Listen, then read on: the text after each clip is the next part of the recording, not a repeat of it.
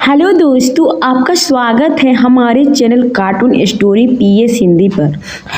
अगर आप हमारे चैनल पे नए हैं तो जल्दी से सब्सक्राइब कर लीजिए, क्योंकि यहाँ आपको मिलने वाली है ढेर सारी मज़ेदार, दिल को छू लेने वाली और एकदम नए हिंदी कार्टून कहानियाँ। तो चलिए आज की कहानी शुरू करते हैं। जेठानी का शीशे का और देवरानी का मिट्टी का कमरा। गांव की एक बड़ी हवेली में दो भाई रहते थे। बड़ी भाई की पत्नी थी सुगंधा और छोटे भाई की पत्नी थी राधिका। दोनों ही भाई मेहनती थे, मगर किस्मत की मार ऐसी पड़ी कि बड़े भाई का कारोबार खूब फला और छोटा भाई का रोजी रोटी के लिए तरस गया। सुगंधा का कमरा शीशों से सजा था और दीवारों बड़े बड़े ग्लास पैनल लगे थे।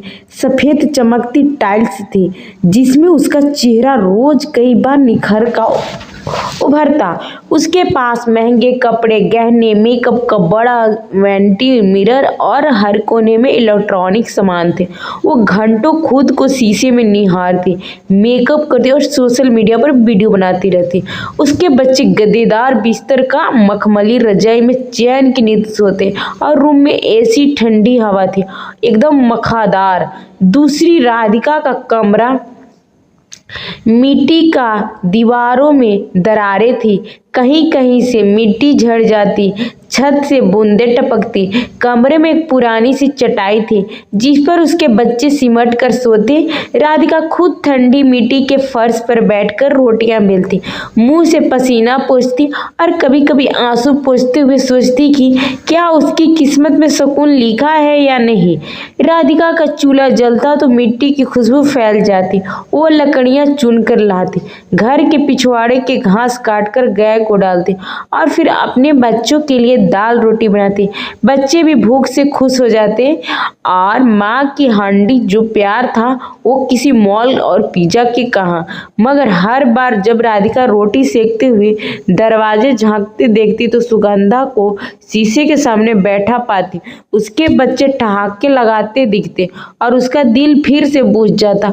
उसे लगता जैसे उसने भी तो उसी घर में कदम रखा था, उसी तरह सज धज के आई थी। मगर अब हालात ने सब बदल दिया। एक शाम राधिका मिट्टी के चूल्हे फूलके फुला रही थी। बच्चे पास में बैठे हंस रहे थे, कोई मटर चुरा रहा था तो कोई आटा अपने गाल पर मल रहा था। तभी उसके पति ने थकी हंसी के साथ कहा, राधिका तू चिंता मत कर, एक दिन हमारे बच्चे भी उस गद्दे पर सोएंगे, उस शीशे में अपना चेहरा दिखेंगे। राधिका ने उसकी और देखा और मुस्कुरा दी। उसकी आंखों में थकी हुई सी चमक थी। बोली, नहीं जी, मुझे तो यही मिट्टी का कमरा प्यारा है। यही मैं अपने बच्चों को तुम्हारे पसीने की खुशबू सुनाती हूँ। यही इन्हें सिखाऊंगी कि प्यार की रोटी में जो स्वाद है वो शीशे के कमरे में बिरयानी भी नहीं मिलेगा। वो रात यूं ही बीत गई। मिट्टी की दीवारों पर लालटेन की परछाइयां थिरकती रही। बच्चे माँ बाप के बीच में आकर सो गए। राधिका ओठों पर हल्की सी हंसी थी और उसके पति ने चुपचाप उसके माथे को चूम लिया।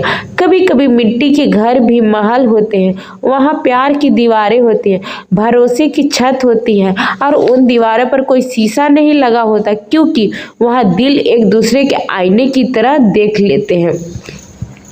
अगर कहानी अच्छी लगी हो तो आप लोग मेरे चैनल को जल्दी से सब्सक्राइब कर लिए और कमेंट कर लीजिए। आप लोग के लिए ऐसी ही मज़ेदार कहानियाँ बनाती रहूँगी।